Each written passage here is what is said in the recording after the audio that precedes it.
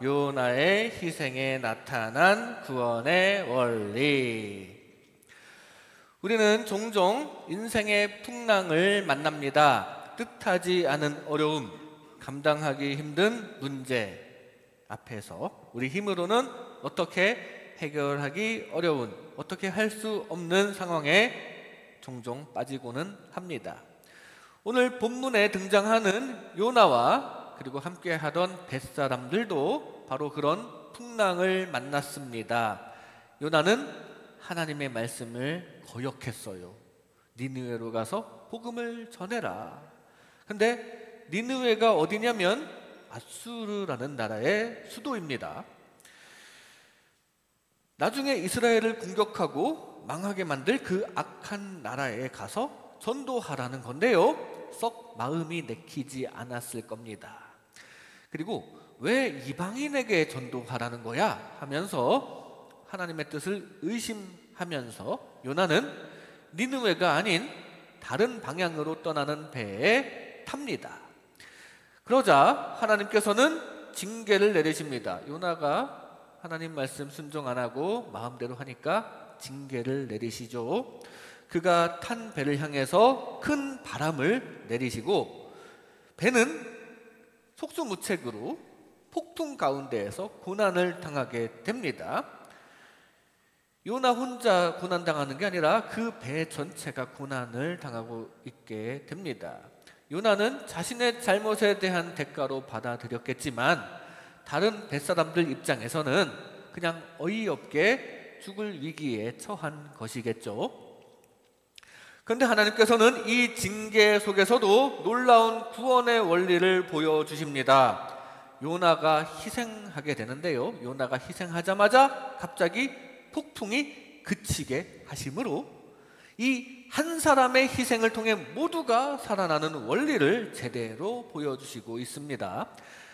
이 요나와 관련된 이야기의 핵심 주제는 사실 뒤에 나오는 물고기 뱃속에서 기도하고 다시 살아난 요나가 이제는 하나님 말씀대로 순종하여 큰 열매를 맺는 이야기가 주된 메시지이지만 그 배경이 되는 오늘 이야기, 바로 요나가 바다에 빠지는 이야기, 이 안에도 하나님께서 베푸실 구원의 원리가 이 안에 들어있는 것입니다. 그리고 이 사건은 요나의 시대를 넘어서 이후로 오실 십자가에 달리실 예수 그리스도의 구원 사역을 미리 보여주는 그림이기도 합니다. 그래서 예수님께서도 바리새인들이 자꾸만 표적을 보여달라고 하니까 악하고 음란한 세대가 표적을 구하나 요나의 표적밖에는 보일 표적이 없다라고 말씀하셨습니다. 바로 예수님 자신의 십자가 사역을 통한 구원의 원리가 마치 요나가 보여준 표적과 같다. 요나의 표적에 그 구원의 원리가 다 들어있다는 말씀인데요, 요나처럼 예수님께서는 우리를 위해 희생을 하셨고요, 그리고 요나가 희생하는 방법밖에는 없었듯이 예수님 희생 없이는 우리가 구원받을 방법이 없습니다.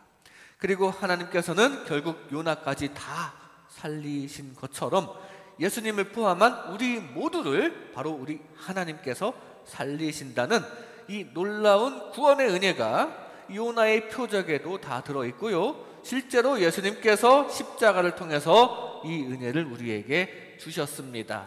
이 시간 이런 말씀을 나눌 때 예수님의 구원의 은혜를 다시 한번 생각하면서 항상 복음을 붙잡으며 살아가는 그리스도인 되시기를 주님의 이름으로 축복합니다. 먼저 구원은 희생을 통해 주어집니다. 구원은 희생을 통해 주어집니다. 오늘 본문 12절 말씀에 그가 대답하되 나를 들어 바다에 던지라. 그리하면 바다가 너희를 위하여 잔잔하리라. 너희가 이 큰 폭풍을 만난 것이 나 때문인 줄을 내가 아노라 하니라. 요나는 이 폭풍이 자신 때문에 주어진 징계라는 것을 누구보다 잘 알고 있었습니다. 그래서 뱃사람들에게 이렇게 얘기합니다. 나를 들어 바다에 던져라. 그러면 바다가 너희를 위하여 잔잔하리라. 그리고 요나 한 사람이 바다에 던져지자 거짓말같이 폭풍이 멈추고 배 위에 많은 사람들의 생명이 구원받게 되었습니다. 예수님도 마찬가지입니다.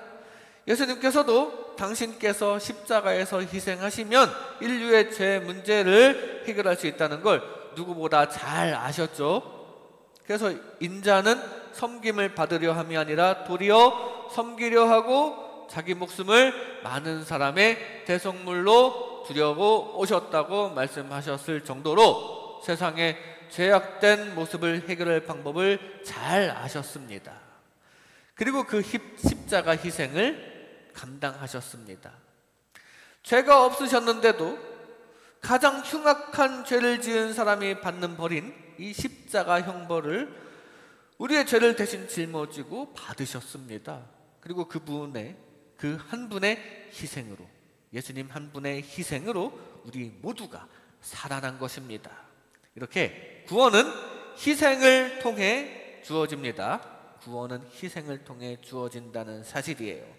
왜냐하면 죄의 값은 사망이고 그 죄의 값으로 벗어나는 게 구원인데, 그 죄의 값 누군가가 치러줘야 벗어날 수 있기 때문입니다. 바로 우리 예수님께서 죄의 값을 치러주신 줄로 믿습니다.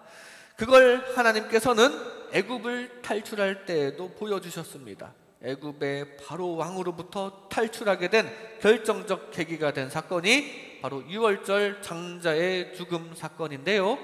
그날 밤 모든 장자가 다 죽게 되지만 문설주에 어린 양의 피를 바른 집은 건너뛰겠다고 하셨습니다. 어린 양이 대신 죽어졌으니까요. 그래서 당시 사람들이 이 재앙을 피하려면 어린 양의 희생이 꼭 필요했어요. 마찬가지로 심판날에 모든 세상이 다 멸망하게 되지만 어린 양 예수님의 피를 바른 여러분들은 망하지 않고 구원받는다는 사실입니다. 그 예수님의 희생을 받아들이시기 바랍니다. 구원은 이렇게 희생을 통해 주어집니다. 구원은 희생을 통해 주어지는 거예요. 바벨론 포로에서 풀려나서 순차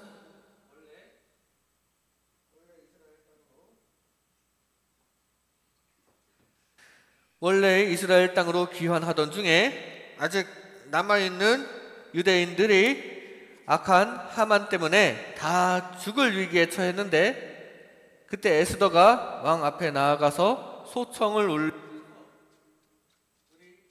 유대인들을 좀 봐주라고, 저 악한 하만 때문에 이렇게 된 거라고 담대하게 나아갔기 때문에 유대인들은 구원을 얻게 되었는데요. 그때 왕 앞에 함부로 나아가면 안 됐었기 때문에 큰 각오가 필요했습니다.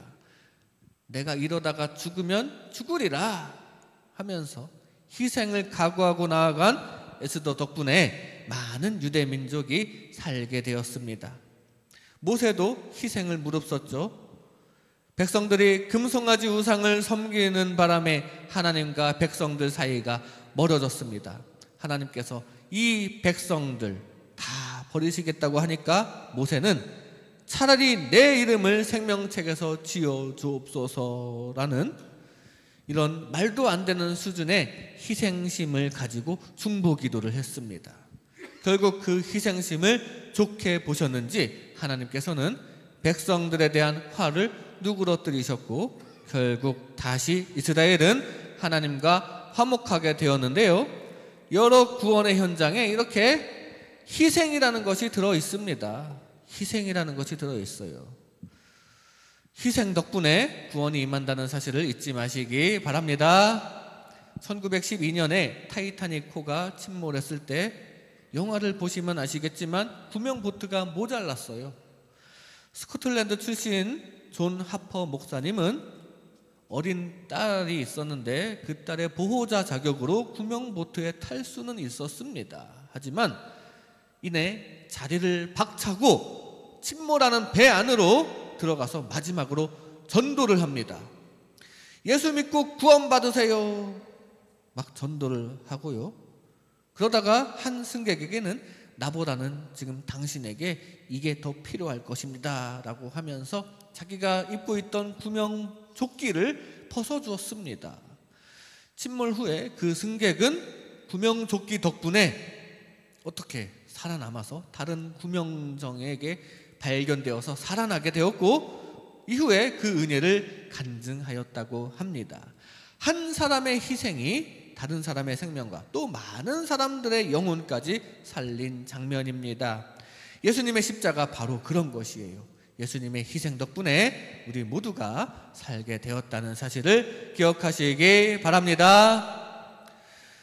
오늘 요나의 희생도 마찬가지로 여러 사람을 살린 것입니다. 그리고 요나가 희생하니까 바람이 뚝 그친 것을 보고, 아, 여호와는 진짜구나, 이 여호와라는 신이 진짜 신인가 보구나 라고 깨달은 사람들은 이후에 여호와 하나님을 믿게 되었을 수도 있지요. 이 요나의 희생과 그에 따른 생명을 보면 우리도 그래야 한다는 것을 느껴야 합니다. 나 하나가 욕심을 내려놓고 나 하나가 희생할 때 가정이 살고 교회가 살아납니다. 그리고 그런 내 모습을 통해 그리스도의 향기를 낼 때 전도가 되고 선교가 되는 것입니다.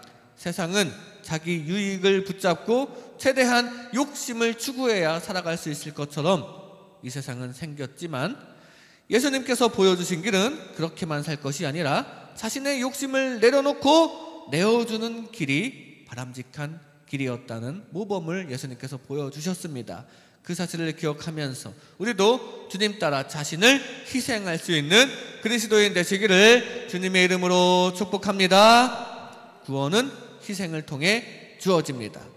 다음으로 구원은 겸손을 통해 주어집니다. 구원은 겸손을 통해 주어집니다. 오늘 본문 13절 말씀에 그러나 그 사람들이 힘써 노를 저어 배를 육지로 돌리고자 하다가 바다가 그들을 향하여 점점 더 흉용함으로 능히 못한지라. 뱃사람들은 처음에는 요나의 말을 듣지 않았습니다. 그렇다고 어떻게 사람을 빠뜨리냐 하면서 그들은 끝까지 노를 저어 보았습니다. 자기들 힘으로 풍랑을 뜯어내려고 한 것입니다. 좋은 마음으로 한 것이긴 하죠. 그러나 힘써 노를 저어 육지에 돌아가고자 하였으나 바다가 그들을 향하여 점점 더 흉용하였다고 합니다. 결국 인간의 힘으로는 해결할 수가 없었다는 사실이에요.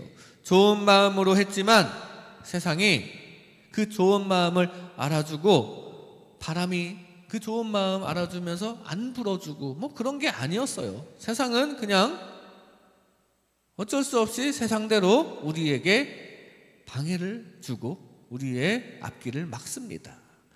이것이 바로 우리의 모습입니다. 사람들은 죄 문제를 스스로 해결하려고 합니다. 도덕으로 해결해 보려고도 하고, 종교로 해결해 보고, 선행으로 해결해 보고, 자기 능력으로 해결해 보려고 하지만 결국 실패합니다. 죄의 풍랑은 인간의 노력으로는 잠잠해지지가 않습니다. 세상을 장악한 사탄이, 인간들 그래도 착한 마음을 가져보려고 하는구나, 그 노력이 가상하다, 그래 착해져라 하면서 놓아주지 않는다는 거예요. 사탄은 인간의 좋은 마음이나 노력을 인정해주지 않습니다. 그러면 이 문제, 이 죄 문제를 어떻게 해결해야 합니까? 오직 십자가에서 죽으신 예수님의 희생만이 구원의 길이 될 줄로 믿습니다.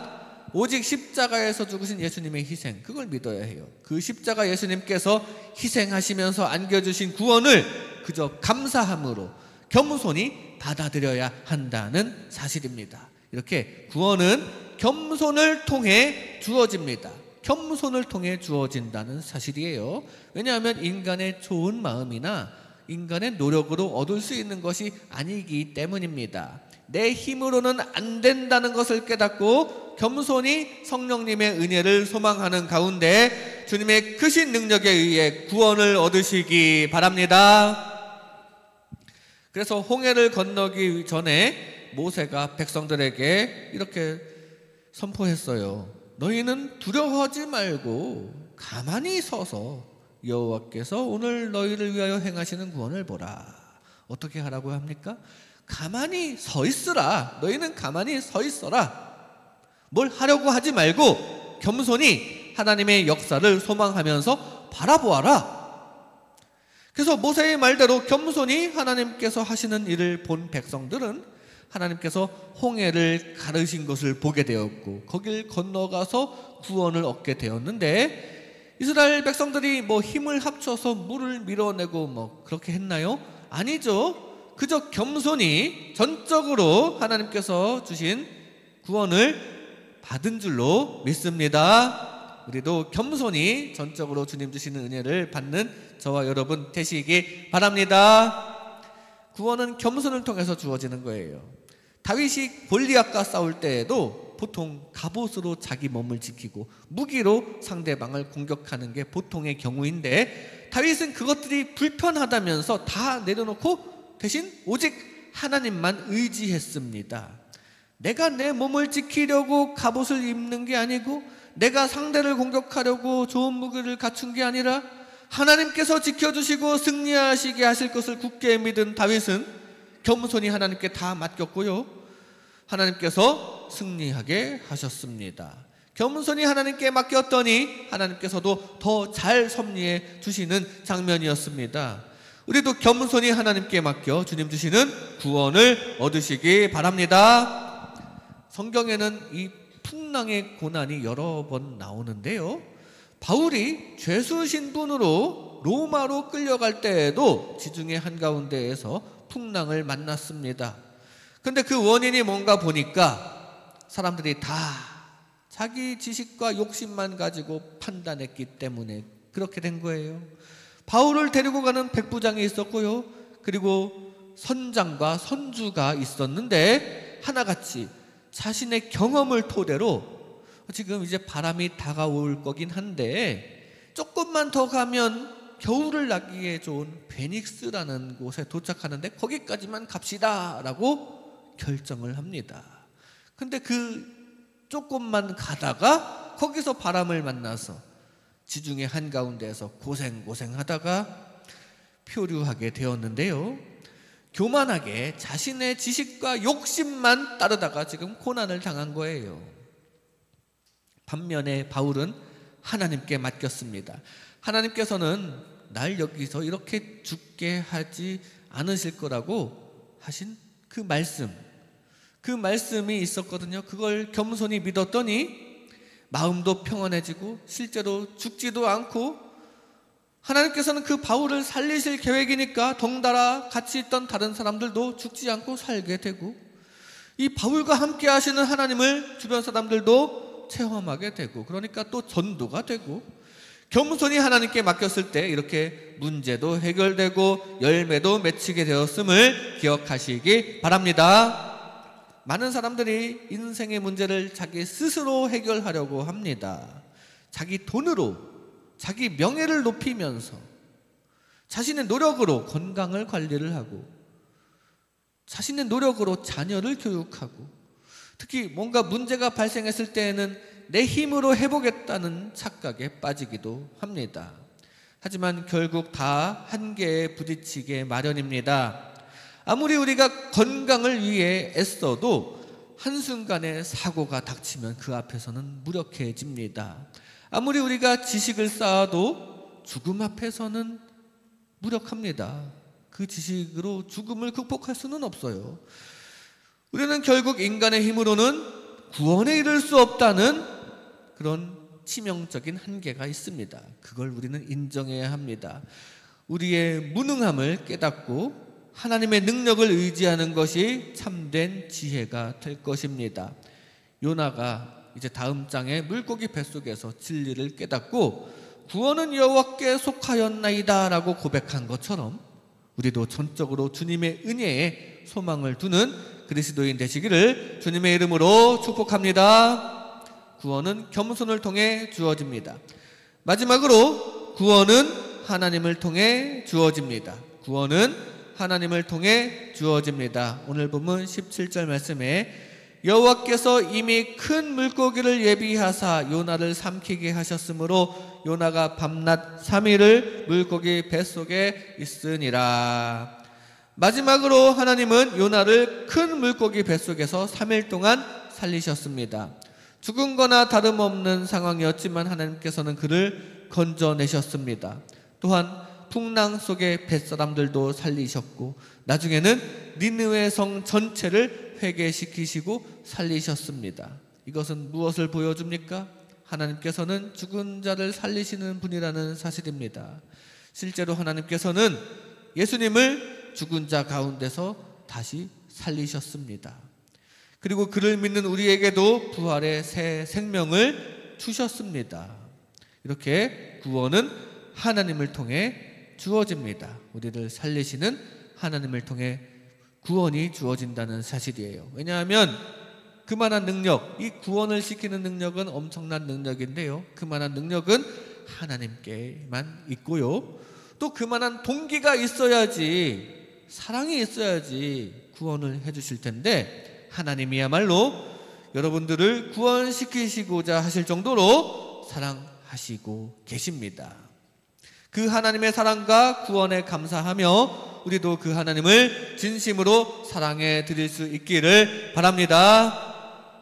아까 홍해를 가르기 전에 모세가 선포한 메시지를 다시 보면 너희는 두려워하지 말고 가만히 서서 여호와께서 오늘 너희를 위하여 행하시는 구원을 보라 라고 하였죠.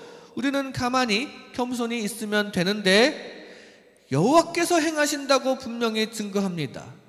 누가요? 우리 하나님께서 구원을 주신다는 사실 잊지 마시기 바랍니다. 성경의 대표적인 요절인 요한복음 3장 16절에도 그렇게 나와 있습니다. 하나님이 세상을 이처럼 사랑하사 영생에 이르게 하셨다.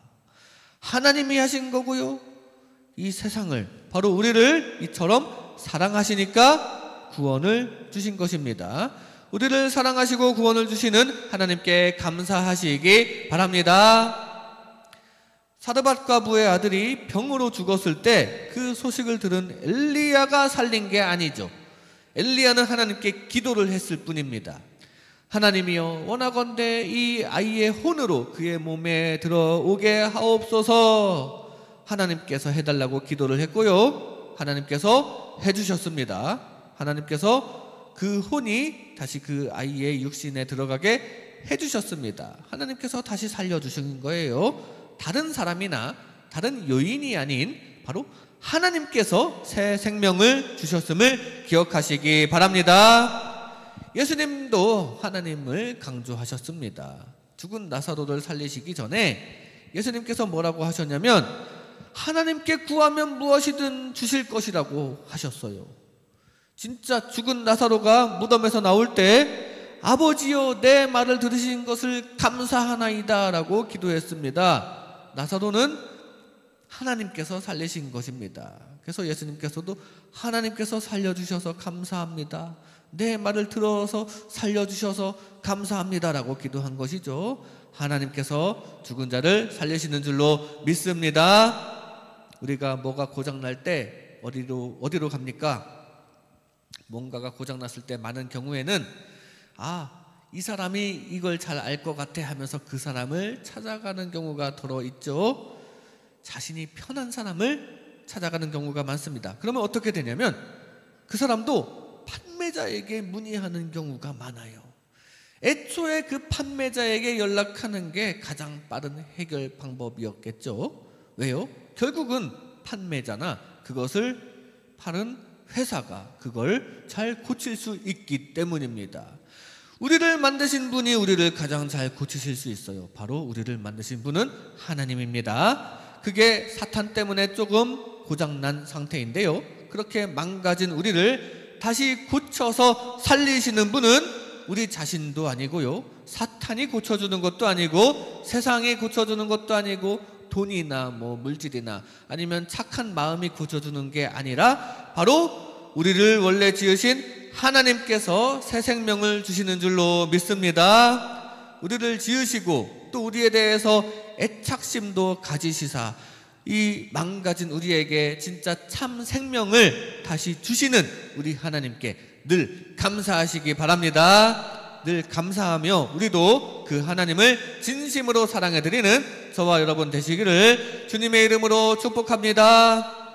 이 시간 요나의 희생에 나타난 구원의 원리, 요나의 희생에 나타난 구원의 원리라는 제목으로 하나님의 은혜를 나눴습니다. 구원은 희생을 통해 주어집니다. 예수님의 희생의 은혜에 감사하면서 우리도 주님 따라 자신을 희생할 수 있기를 바랍니다. 구원은 겸손을 통해서 주어집니다. 전적인 주님의 은혜에 소망을 두면서 주님만 의지하여 구원에 이르시기 바랍니다. 구원은 하나님을 통해 주어집니다. 참 생명을 주신 우리 하나님을 진심으로 사랑해드리는 저와 여러분 되시기를 주님의 이름으로 축복합니다.